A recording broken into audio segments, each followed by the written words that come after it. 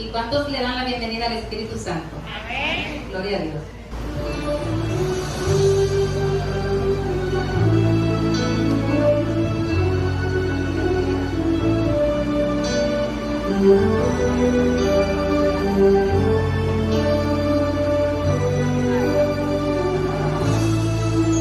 Sin tu Espíritu, Señor, no tengo poder.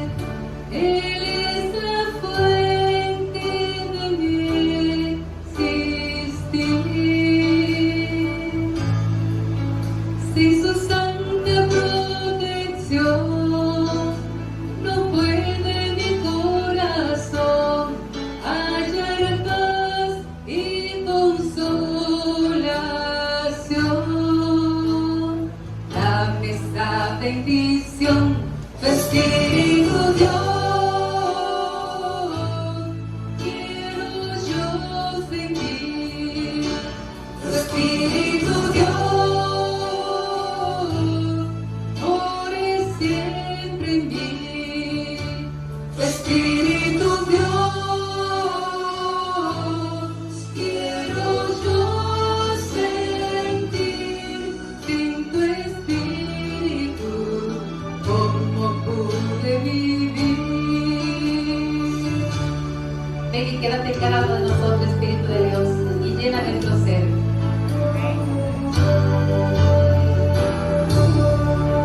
Sin tu Espíritu, Señor, no tengo poder. Él es el arma para vencer. Si se aleja de mi ser, en lazos del mal caeré, mas con él a mi lado viviré. Dame esa bendición, tu Espíritu Dios. Quiero yo sentir tu Espíritu Dios. More siempre en mí, tu Espíritu Dios. Quiero yo sentir sin tu Espíritu, ¿cómo pude vivir? Espíritu Dios, quiero yo sentir tu Espíritu Dios. More siempre en mí, tu Espíritu Dios.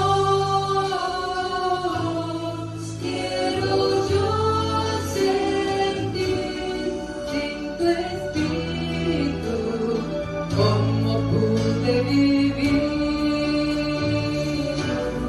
Sin su Espíritu, ¿cómo pueden vivir? Sin su Espíritu, ¿cómo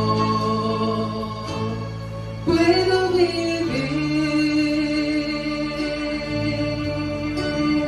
¿Cuántos dicen amén? Amén. Gloria a Dios. Mis hermanos, Dios nos ha enviado a una mensajera de Cristo para que nosotros podamos conocer más a fondo la persona del Espíritu Santo. Dios ha puesto en su corazón que ella tenga por 5 sábados consecutivos temas relacionados con el Espíritu Santo. Hemos visto a bien y Dios en esta mañana la ha traído a ella, nuestra hermana Cecilia, para hablarnos del Espíritu Santo. Así que vamos a estar atentos y a conocer a esa persona. Que Dios te le bendiga, mis hermanos, y que el Espíritu de Dios pueda usar nuestra hermana Cecilia. La serie se llama La unción plena del Espíritu Santo. No se pierda ninguno, mis hermanos, que vamos a salir bendecidos y llenos de su poder. Feliz sábado, mis queridos hermanos. Que la gracia de nuestro Señor Jesucristo, el amor del Padre y la comunión del Espíritu Santo sea con todos, hoy y siempre. Amén. La vez pasada que predicamos, dimos inicio a la serie titulada La unción plena del Espíritu Santo, donde sostuvimos el primer tema de esta serie bajo el título ¿Recibiste la unción? Vimos que el denominador común entre la iglesia de Éfeso y Apolos, su elocuente guía, era que ellos solo conocían el bautismo en agua. Y este bautismo en agua es solo para el arrepentimiento. Hechos 19, versículo 3 y Hechos 18, versículo 25.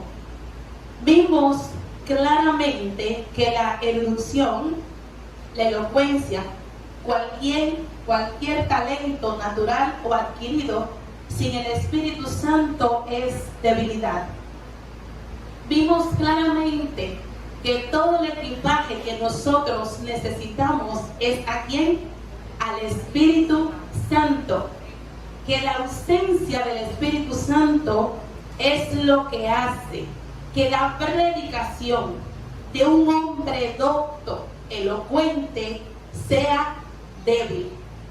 El bautismo del Espíritu Santo es el bautismo que complementa el bautismo en agua para el arrepentimiento.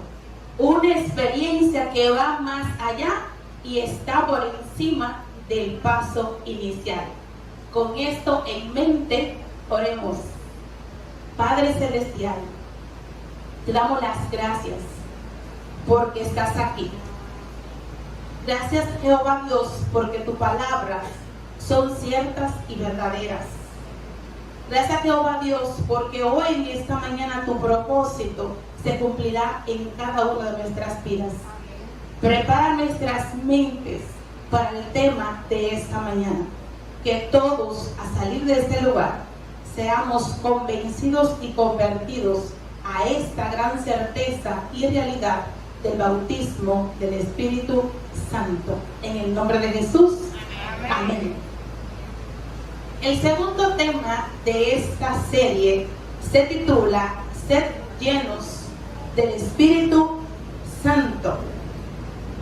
Aproximadamente 10 años después de lo ocurrido en Éfeso, Hechos 19:2, cuando Pablo les hiciera su pregunta original: ¿recibieron el Espíritu Santo cuando creyeron? Aproximadamente después de lo sucedido en Éfeso, aproximadamente 10 años después, Pablo, escribiéndole a la iglesia de Éfeso, pero compuesta ya por muchísimos miembros, a esta pregunta original, Pablo escribe una doble amonestación solemne. Efesios 5:18. No os embriaguéis con vino, en la cual hay disolución, antes bien sed llenos del Espíritu Santo. Es sorprendente cómo el apóstol Pablo estaba totalmente convencido, altamente relacionado con esta gran certeza y realidad de ser llenos del Espíritu Santo. Por segunda vez, Pablo nota que en la iglesia de Éfeso había un grupo que todavía no habían sido llenos del Espíritu Santo. Su condición produjo esta doble amonestación solemne: no os embriaguéis con vino, en la cual hay disolución, antes bien sed llenos del Espíritu Santo. Encontramos una prohibición, encontramos una orden de ser llenos del Espíritu Santo. No se trata de algo que meramente puede hacerse. Se trata de algo indispensable, obligatorio, ser llenos del Espíritu Santo. El no ser llenos del Espíritu Santo denota tanta desobediencia como cuando un pecador impenitente no se rinde arrepentido a la voluntad de Dios. El ser llenos del Espíritu Santo es más que un privilegio, es un deber, un derecho inherente de cada creyente. El conocer la verdad no es un sustituto del Espíritu Santo, como tampoco lo es el estudio de las Sagradas Escrituras. La actividad intensa no es un sustituto del Espíritu Santo, como tampoco lo es el guardar el sábado. Desobedecemos a riesgo propio esta orden positiva que se nos ha dado: ser lleno del Espíritu Santo. La incredulidad no debiera sugerir que tal experiencia es demasiado elevada para ser alcanzada, puesto que es un mandamiento como cualquier otro, tan obligatorio como cualquier otro. Si nosotros creemos que aceptamos las demás doctrinas, enseñanzas y exhortaciones de esta epístola a los Efesios, ¿por qué empequeñecer esta u omitirla? La orden de ser lleno del Espíritu Santo se contrasta con las influencias existentes del alcohol, puesto que el día del Pentecostés se acusó a los discípulos ¿de qué? De que ellos estaban ebrios porque habían consumido demasiado vino y por eso estaban como ebrios. Sin embargo, la acción del Espíritu Santo se contrasta con el estado antinatural del bebedor. Una persona, cuando es llena del Espíritu Santo, se encuentra bajo la dirección y el control ¿de quién? Del mismo Espíritu Santo. Mientras que una persona, cuando es llena de alcohol, actúa bajo los efectos ¿de qué? Del alcohol. Se llena de profanidad, frivolidad, conducta desordenada y de todo aquello que inspira un espíritu malo. Mientras que una persona llena del Espíritu Santo se encuentra amparada, rodeada y animada por aquel cuyo nombre es Santo. Y no se trata de sinónimos de los dones espirituales, sino de una presencia como de fuego, consumidora y engendedora de energías. Lo que hemos de estudiar en este momento será la base para facilitar la mejor comprensión de este tema, puesto que pedimos que estén muy atentos. No es nada nuevo, usted lo ha escuchado en otro momento.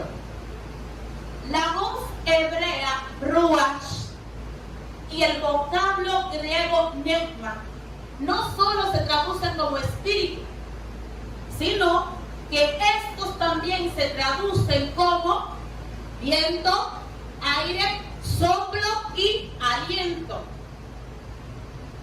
El uso determinará su contexto, el contexto determinará su uso, puesto que viento no es más que aire en movimiento y aliento sinónimo de vida impartida. Veamos algunas acotaciones bíblicas donde encontraremos estos términos. Por ejemplo, Job 33:4 dice la Escritura: el Espíritu de Dios me hizo y el soplo del Omnipotente me dio vida.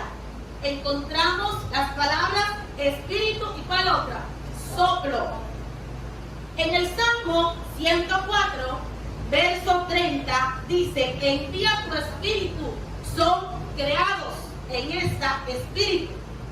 En el Salmo 33, versículo 6, por la palabra de Jehová fueron hechos los cielos y todo el ejército de ellos, por el aliento o por el ruach de su boca. Aquí encontramos ¿cuáles? El aliento.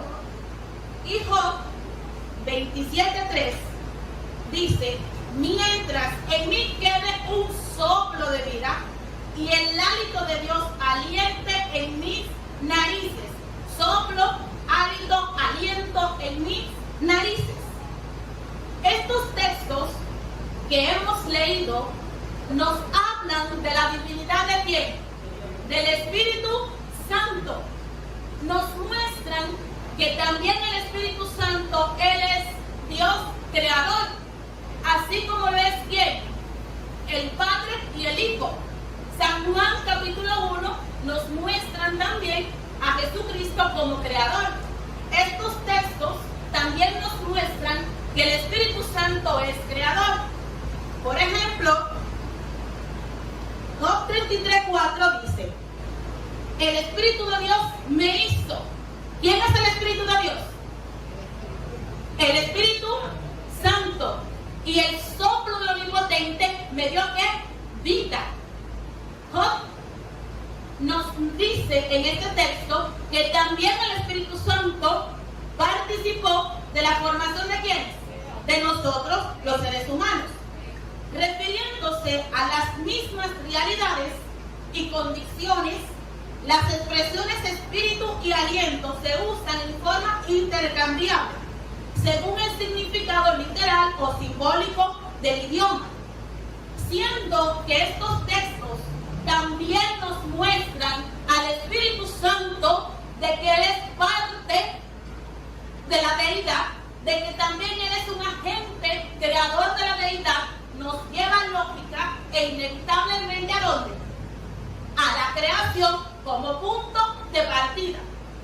Nótese la marcada diferencia que existió entre la creación de los animales y de qué? De nosotros, los seres humanos. Los animales de orden inferior surgieron como respuesta ¿a qué? A la palabra hablada, a la palabra creadora. Por ejemplo, Dios dijo: sea la luz, y la luz fue hecha. De igual modo, también dijo Dios: al agua produzca toda clase de ¿qué? De peces, y así que fue. Dios dijo que se produjeran ¿qué? Todo tipo de aves, y así sucedió. Entonces, lo interesante de esto es que cuando se trató de nosotros, la cosa cambió. Las cosas fueron totalmente distintas, puesto que el mismo Génesis dice en Génesis 1:26: y dijo Dios: hagamos. Uno de la deidad dice al resto: hagamos al hombre, pero hagámoslo como a nuestra imagen, a nuestra semejanza, que domine, que gobierne, que señoree todo lo que hemos creado. Aquí se ve la participación de más de una persona. Hagamos. La deidad tuvo allí presente, fueron ellos quienes nos creó. Lo interesante de esto es que dice Génesis 2:7 que el hombre fue primeramente formado del polvo de la tierra. Dios no dijo: tierra, produce al ser humano. No. Dios, como un alfarero, se inclina y tuvo contacto con la tierra. Dios tomó de la materia tierra y formó ¿a quién? A nosotros, los seres humanos. Pero el barro constituyó la parte material de nuestra formación. pero la parte humana quedó allí inerte, sin vida. Ezequiel 37, Dios le da una visión a Ezequiel y lo lleva a un valle de huesos secos, donde eran muchísimos en gran manera. Ahora bien, la primera orden que Dios le da a Ezequiel, le dice de profetizar, de predicar, de hablar, y sucedió un rumor. Cada hueso se unió con su hueso formando ¿qué? Esqueletos. Pero estaban allí como muertos. Le subieron tendones, músculos, ¿qué más, Beatriz? Nervios, la carne, le subió la piel, pero estaban como muertos. Cuando Dios le da la segunda orden al profeta de profetizarle ¿a quién? Al viento o al espíritu, el espíritu entra en ellos y ellos ¿qué cosa? Volvieron a la vida y se levantó un ejército muy grande. De igual modo, Adán permaneció allí con todo lo que Dios formó dentro del hombre, pero estaba como sin vida, hasta que Dios sopló o Dios alentó en Adán el hálito de vida, formándose entonces en un ser viviente, pero espiritual. De este soplo, ¿qué pasó? Nació el lado consciente de Adán, quedando así capacitado para entrar en un íntimo compañerismo ¿con quién? Con su creador. Con verdad se ha dicho que este hecho es lo que le confiere al hombre su cualidad humana y lo distingue ¿de quién? Del mundo animal. Solo nosotros en el planeta Tierra somos seres como espirituales. Solo nosotros fuimos creados para entrar en compañerismo íntimo ¿con quién? Con nuestro creador. Solo el ser humano fue creado para contemplar a Dios. Fuimos creados para amar a Dios, para obedecer a Dios. Ninguna otra forma de vida inferior en el planeta Tierra es un ser ¿qué cosa? Espiritual. Y no entra en comunión íntima ¿con quién? Con su creador. Nosotros sí, porque fuimos creados a imagen y semejanza de nuestro Señor Jesucristo. El libro La venida del Consolador, en la página 205 dice que la vida no entró en Adán como un impulso animal, sino como el soplo del Omnipotente, y que su formación material fue seguida por animación, inspiración e inteligencia. Por lo tanto, la fuente de vida no es lo material, sino ¿qué cosa? Lo espiritual. Originalmente el hombre obedeció y comprendió la ley de Dios, pero el hombre, por causa del pecado, perdió los honores y privilegios que Dios le había entregado.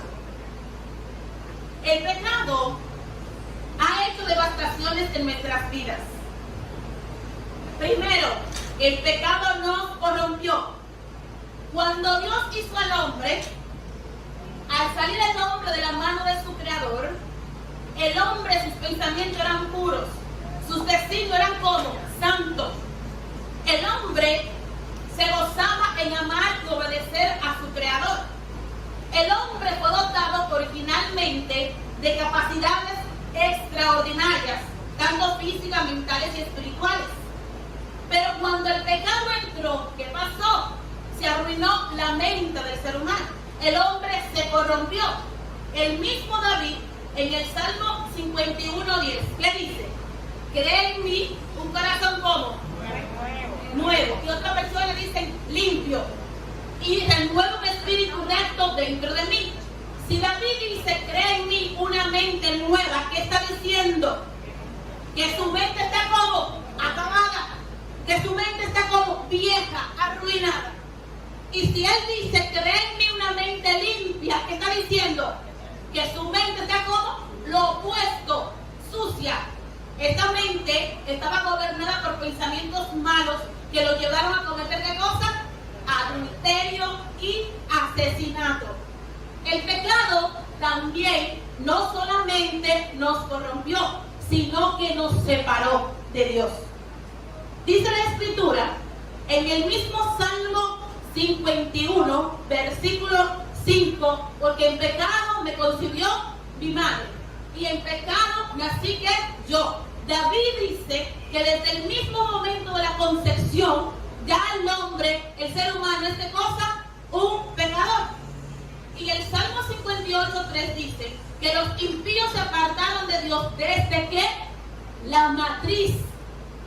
Y Isaías 59:2 dice que el pecado nos separó a nosotros, y no tan solo a nosotros, sino que nos separó ¿de quién? De Dios. El enemigo sabe muy bien que el pecado nos corrompió, que el pecado nos separó a nosotros mismos y que nos separó de Dios. Por lo tanto, él está dispuesto a que se mantenga ¿qué cosa? Esa separación, ese abismo, Dios de allá y nosotros de este lado. Que nosotros mismos no nos unamos, porque él teme que si el ser humano se une, como se unió en el día del Pentecostés, ¿qué va a venir? El Espíritu Santo. El diablo no quiere que nos unamos. Satanás no está interesado en que nosotros marchemos como un solo hombre, bajo un mismo propósito, bajo una misma dirección. Por eso se inventa chisme, que crítica, cuantas cosas, desánimo, para que no nos unamos, porque él teme a tal amalgama, a tal unión. Él no quiere que esto se cumpla. Isaías dice que nuestras iniquidades nos han separado ¿de quién? De Dios. ¿Qué piensan ustedes? ¿Nos ha separado el pecado de Dios? Sí, nos separó. Y si esto no quiere que nosotros nos unamos, ¿va a querer él que nosotros seamos uno con Dios? De ninguna manera. El enemigo conoce que de la única manera que nosotros somos uno con Dios es a través de ¿quién? Del bautismo del Espíritu Santo. El enemigo sabe que el ser humano vuelve a reflejar la gloria de Dios a través de ¿qué? Del bautismo del Espíritu Santo. El enemigo no le interesa que nosotros seamos uno entre nosotros mismos, pero tampoco con Dios. Por eso él impide o siempre trata de impedir que nosotros nos consagremos, que nosotros estemos en comunión con Dios, que nosotros oremos. Es más fácil leer la Biblia hasta como un libro, como se leen los demás libros, pero estar en comunión con Dios por medio de la oración. El enemigo siempre pone trabas para que nosotros no estemos en comunión con Dios. El enemigo está dispuesto a mantenernos como separados de Dios, porque a él no le conviene, porque él sabe que una vez que vivimos en tal unión, que se realiza esta función de lo humano con lo divino, él tiene que coger sus maletas, todos sus demonios, e irse a otro lugar, porque ha llegado ¿quién? Dios. El enemigo no le interesa esto. Él está dispuesto a que nosotros no seamos uno. El pecado no tan solo nos separó, sino que ese también nos destituyó. Cuando Dios creó a Adán, le otorgó el señorío del planeta Tierra.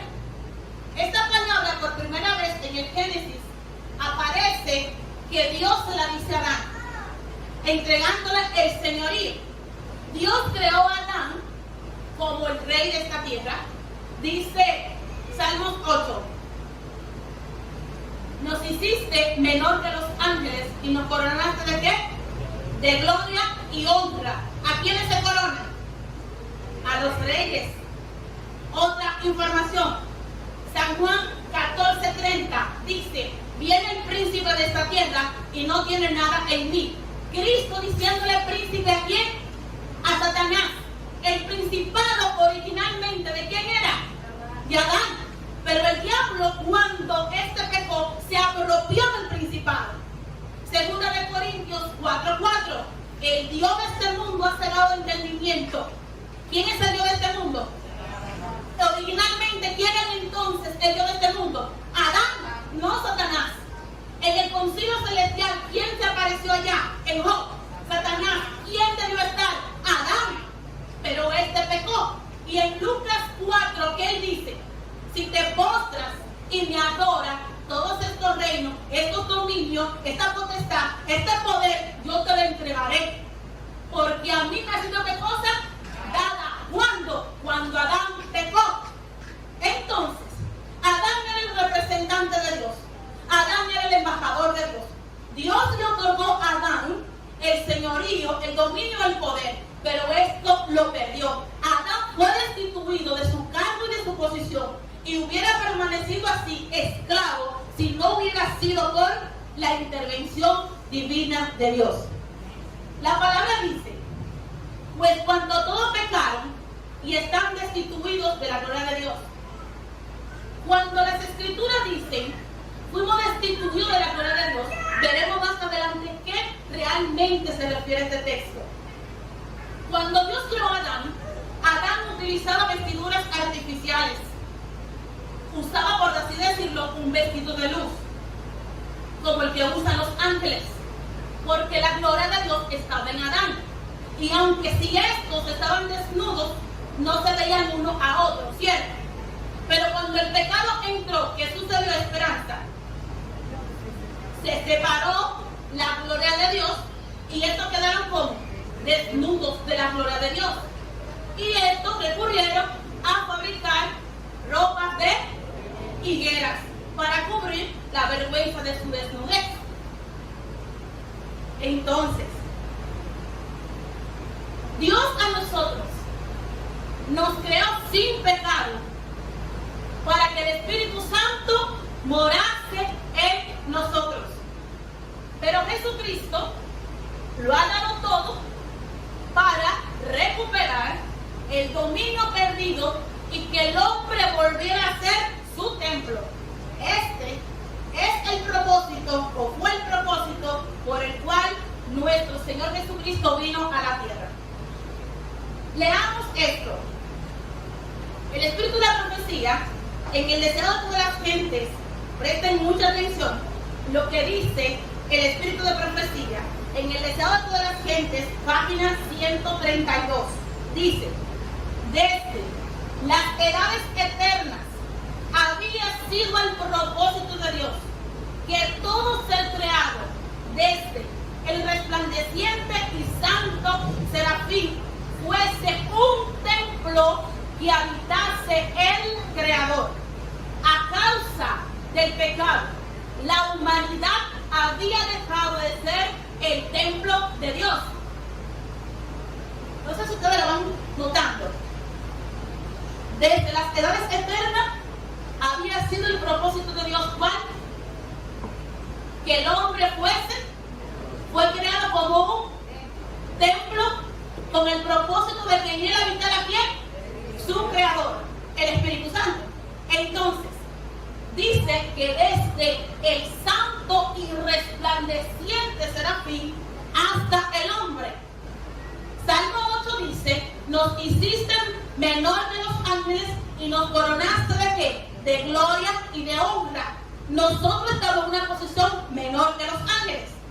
Pero la cita me está diciendo que los serafines son un templo de Dios.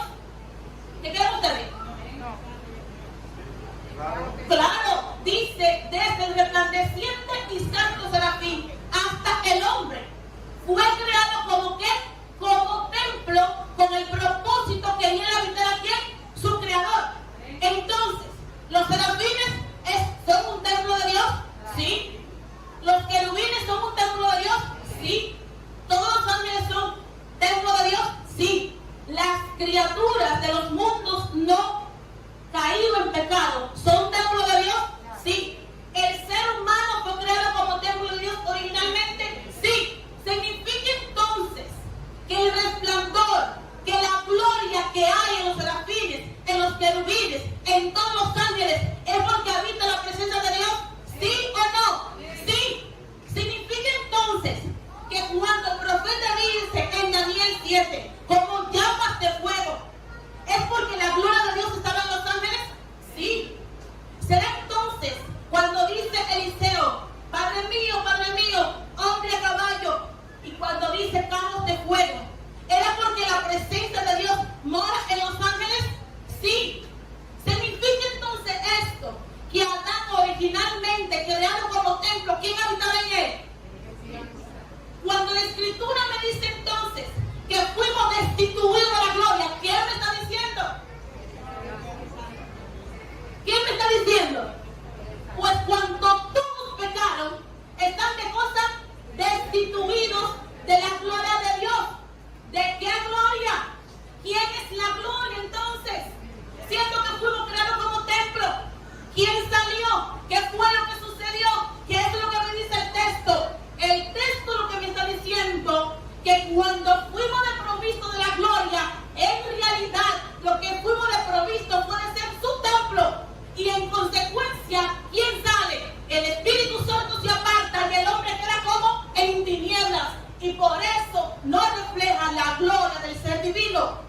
Lo bueno de esto es que la cita no termina allí.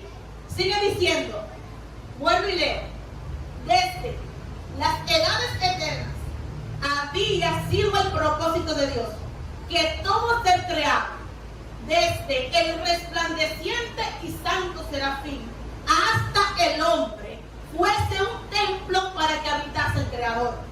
A causa del pecado, la humanidad había dejado de ser de cosa el templo de Dios.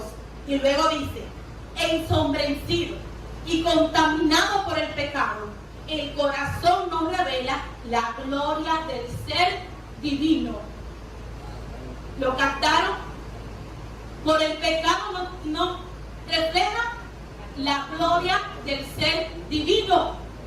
Cuando el texto dice, fuimos desprovistos de la gloria, el hombre dejó de ser que el templo, y por eso al salir Dios quedamos como en tinieblas y no se refleja la gloria del ser divino. Pero por la encarnación del Hijo de Dios se cumple el propósito del cielo. Dios mora en la humanidad y mediante la gracia salvadora el corazón del hombre vuelve a ser su templo. Alabado Dios. ¿A través de qué, Nati? De la encarnación del Hijo de Dios. El Espíritu Santo le hizo sombra a la Virgen María y colocó en el vientre de esa Virgen ¿a quién? Al Hijo de Dios, Emmanuel, Dios con nosotros. Ya la posibilitación está creada, las condiciones están dadas para que nosotros seamos otra vez de cosa el templo de Dios, habitado por su Santo Espíritu. Y así como el Espíritu Santo preparó un cuerpo para el Hijo de Dios, Dios ha creado en nosotros el templo para que habite ¿quién? El Espíritu Santo, mis hermanos. Se cumple el propósito. Alabado es Dios. El plan de Dios no ha sido frustrado. El plan de Dios se mantiene. Y este es el fin de la educación cristiana: reproducir en el hombre la imagen poderosa de Dios. Dios no fracasa. Puede que el plan de Dios se retrase, pero Dios es Dios. Por la encarnación del Hijo de Dios, si usted analiza el Nuevo Testamento, el ángel Gabriel le dice a Zacarías, Lucas 1:15, le dice que el anuncio del Hijo, que será grande, Beatriz, y que será lleno del Espíritu Santo desde el vientre de su madre. Pero en Lucas 1:15 solamente es el anuncio de la profecía. Cuando Elizabeth está embarazada ya, con 6 meses de embarazo de Juan el Bautista, el ángel Gabriel visita ¿a quién? A María. Le hace sombra y ella concibe del Espíritu. Tan prontamente como ella viene a casa de Elizabeth y tan pronto como Elizabeth escuchó el saludo de María, ¿qué sucedió? El Espíritu Santo descendió sobre ella llenándola, y en el vientre ¿quién estaba? Juan el Bautista, y fue lleno del Espíritu desde el vientre de su madre. A mí me dice que después de la encarnación de Cristo se cumple el propósito. Dios mora en la humanidad, mis hermanos. El propósito del Espíritu Santo es morar en sus hijos, porque fuimos creados a imagen y semejanza de Dios, por el mismo Dios como su templo, con el propósito de que, Amarilis, de ser habitado por su Creador. Dime si tú no tienes valor. Dime si no somos importantes para Dios. Somos hijos de Dios. Dios quiere morar en nosotros, sus hijos. Señores, este tema a mí me fascina. Al estudiar este tema he comprendido tantas cosas.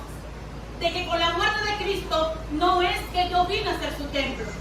Con la muerte de Cristo, Cristo lo que hace es que recupera el derecho, que recupera en el hombre lo que el hombre originalmente fue, su templo, para quien habitara, quien el Creador. Dice la Escritura en Corintios 6, 19 y 20, dice: ¿o ignoráis que sois templo del Espíritu Santo y que mora en vosotros, el cual no soy vuestro, sino de quién? De Dios. Glorificad pues a Dios en vuestros miembros. Debemos de glorificar a Cristo en todo lo que hagamos, porque verdaderamente que Dios creó al ser humano con una santidad y con una pureza tremenda. Sea que bebamos algo, sea que comamos algo, glorifiquemos, porque el templo de Dios santo es. Mis hermanos, santo es. Glorifiquemos a Dios en nuestros cuerpos. Ahora bien, el misterio de Belén es incomprensible. Sin embargo, un hecho positivo de que se formara un cuerpo para el Hijo de Dios bajo el poder de la sombra del Altísimo. Pero que viniese a morar el Espíritu Santo en el Cristo de Belén, verdaderamente que este es un milagro del poder de Dios. Pero que el Espíritu Santo viniese a morar en cuerpos mortales, verdaderamente que este es el misterio supremo de la gracia divina. Mis hermanos, somos ese templo.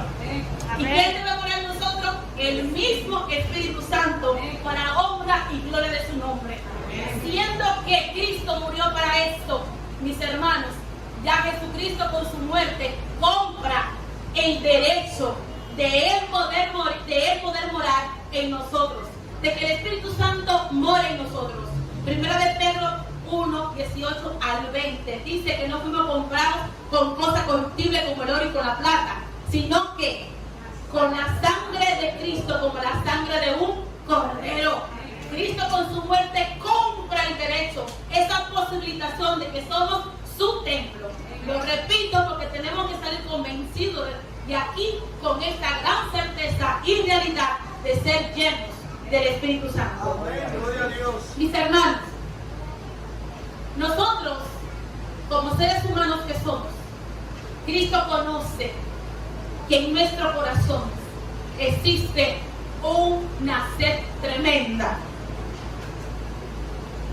Jesucristo en San Juan 7, desde el 37 al 39, ¿qué dice las Escrituras? Si alguno tiene sed, venga a mí y beba. Si alguno que tiene sed, venga a mí y beba. La sed denota la angustia del cuerpo humano o de la vida humana, denota esta sed. Pero el beber, ¿qué denota? La eterna satisfacción. Cristo dice, si alguno tiene sed, rico, pobre, educado, no educado, si alguno. Cristo ofrece, Cristo conoce la sed del alma. Y lo triste de esto es que este clamor, que esta sed, que esta angustia, a veces el ser humano ni reconoce que lo que realmente necesita es a quién, a Dios. Porque el que cree en mí, como dice las Escrituras, de su interior correrán de cosas, ríos de agua viva. Y esto decía del Espíritu Santo que habría de venir. Entonces, ¿quién es el único que puede calmar la sed? ¿Quién es el único que puede satisfacer la sed del alma? Cristo. La sed interna es tan real como el hambre interior. Y la sed interna es mayor y más honda que la sed física del cuerpo. ¿Qué ustedes piensan? Amén. Amén. Jesucristo le dijo a la mujer samaritana, si tú tuvieras el don de Dios y supieras quién es el que te pide a ti de beber, tú le pedirías a él y él te daría agua que brota, él te daría agua viva, porque el que bebe siempre de esta agua siempre tendrá sed. ¿Estaba acostumbrada ella a tomar de esa fuente? Sí. ¿Estaba acostumbrada ella y siempre a esa fuente a buscar agua? Sí. Pero esa agua que ella estaba acostumbrada a beber solo podía satisfacer su sed física, pero la del alma no podía. Esa agua solamente podía ella utilizarla para bañar su cuerpo, pero no para calmar la sed que ella tenía. La verdadera necesidad de esta mujer no era la sed física, sino la sed interna de su corazón. Cristo le dice, pero el que bebe del agua que yo doy, nunca más que tendrá sed, sino que será en él una fuente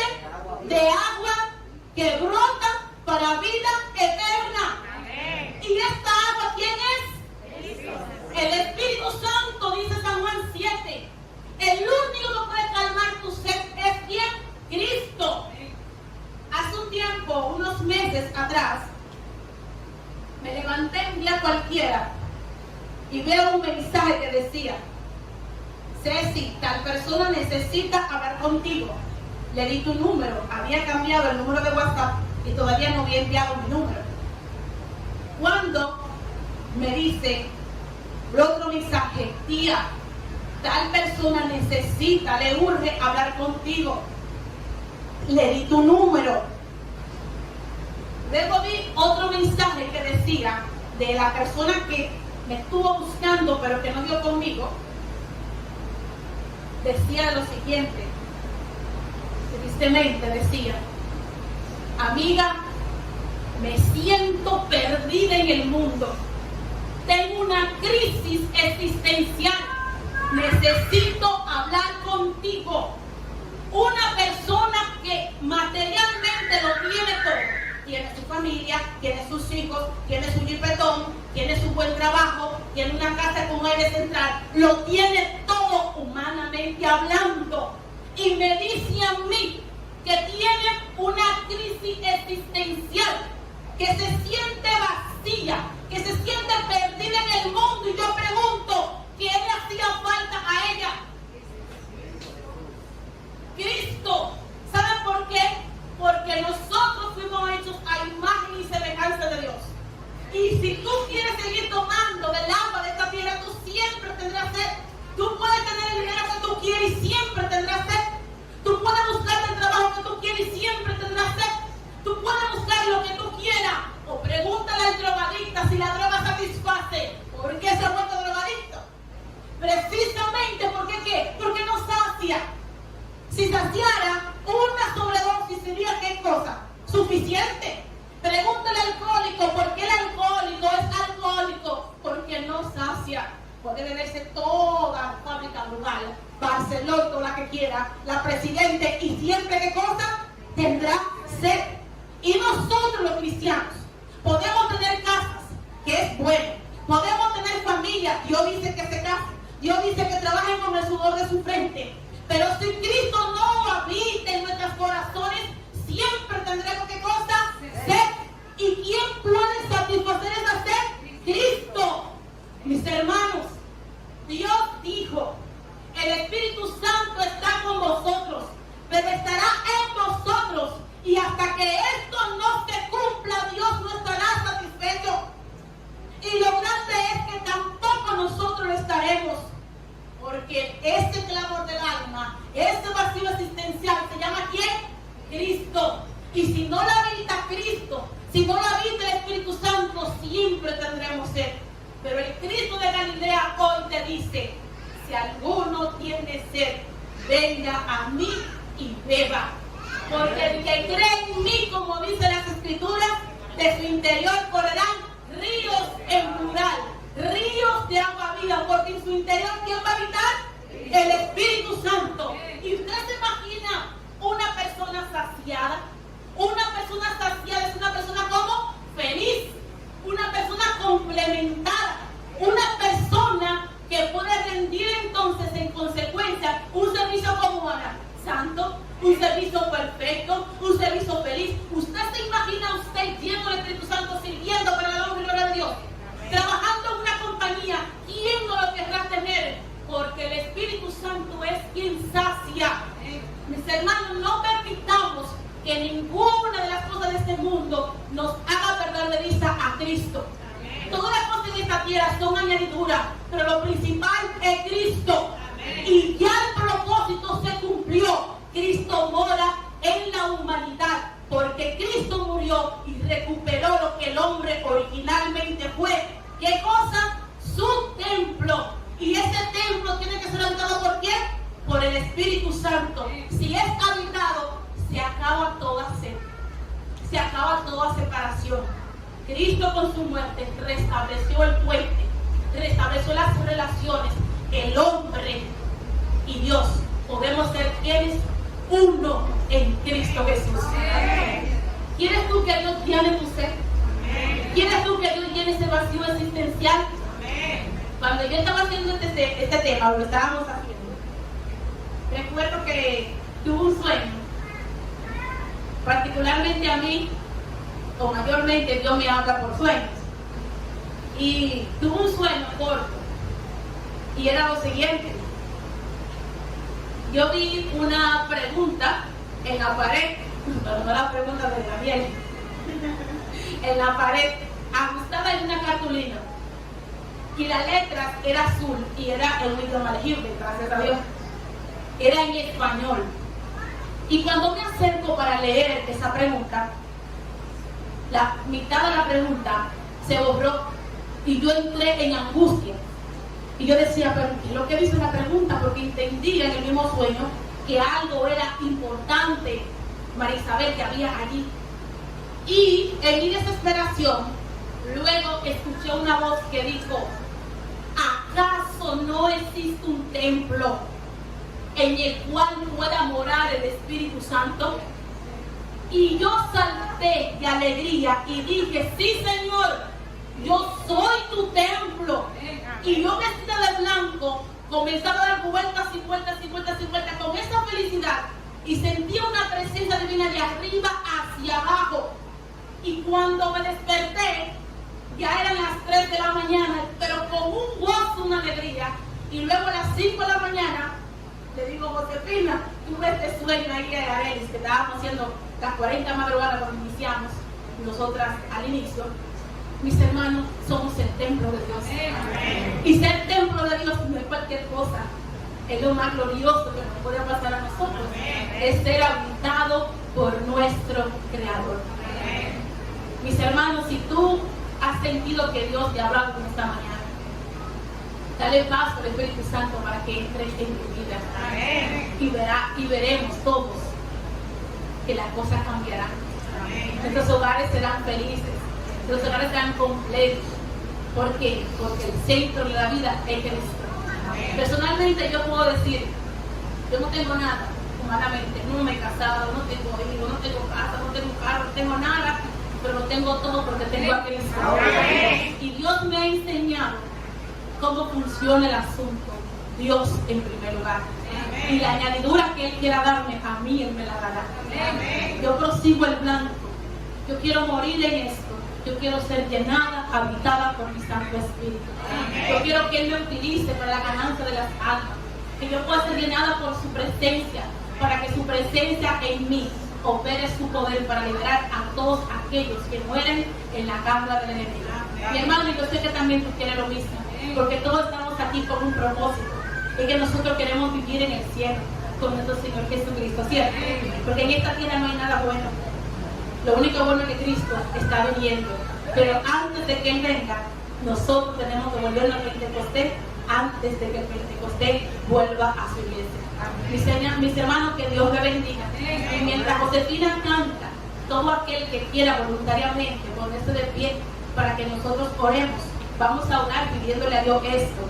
Y se va preparando a Marilis y Esperanza para que ella concluya con una oración. Gloria a Dios. ¿Cuántos quieren entonces ser guiados por el Espíritu Santo? Amén.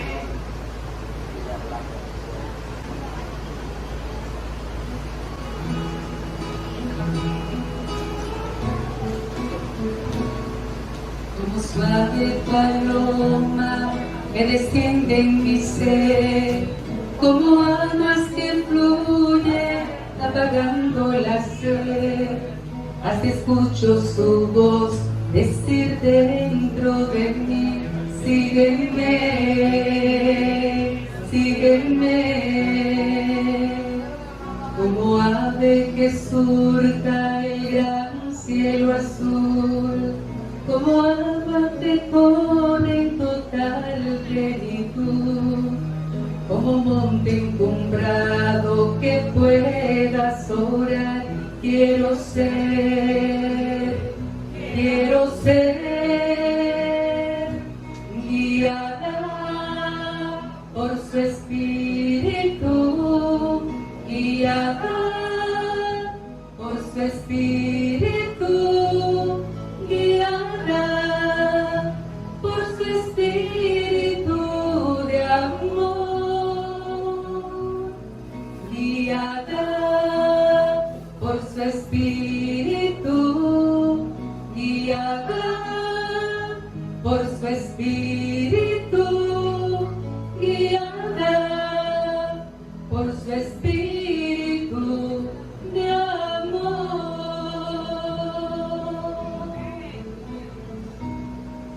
como sol que desciende al amanecer, como estrella brillante en la noche al caer, como madre que guía su hijo al andar. Guíame, guíame. Hoy renuncio a todo lo que quiero ser y confío en tus manos todo mi deber. Y con fe de una niña hoy quiero creer, quiero ser guiada por tu espíritu, guiada por tu espíritu, guiada por tu espíritu de amor, guiada por tu espíritu, guiada por tu espíritu, guiada por tu espíritu de amor.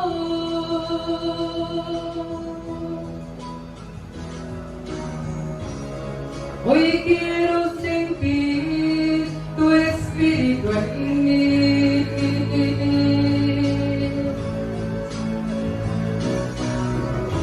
y volver a nacer muy dentro de mí.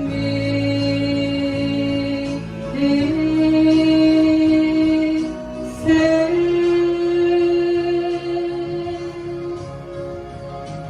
guiada por su espíritu, guiada por su espíritu, guiada por su espíritu de amor, guiada por su espíritu, guiada por su espíritu, guiada por su espíritu de amor, de amor. Amén. Eterno y poderoso Dios Padre, en esta hora, cuán agradecido y regocijado estamos, Señor, porque tú eres un Dios maravilloso. Gracias por tu palabra. Gracias, Señor, por enviar tu Espíritu Santo a este lugar. Bendice a cada una de las personas que están aquí. Bendice que cada una tenga una vida.